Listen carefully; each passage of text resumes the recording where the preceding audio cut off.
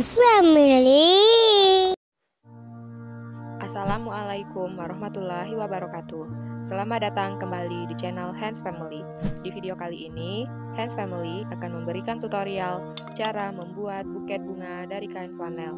Sebelum mengikuti langkah-langkahnya, jangan lupa klik tombol subscribe. Terima kasih. Yang kita butuhkan adalah kain spunbond warna hitam dan abu-abu, pita, benang wol, gunting, bunga yang sudah dirangkai, bunga matahari, chamomile, dan dedaunan.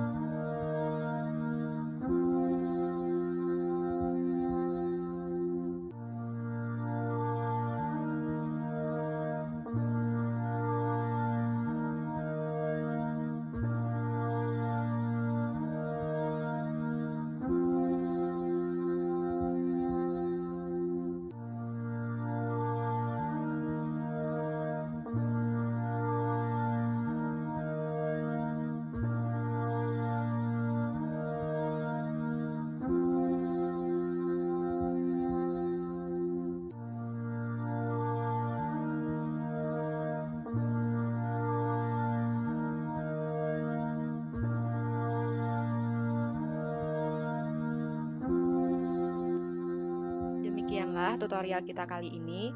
Jangan lupa like, subscribe, dan nyalakan tombol lonceng. Semoga bermanfaat. Assalamualaikum warahmatullahi wabarakatuh.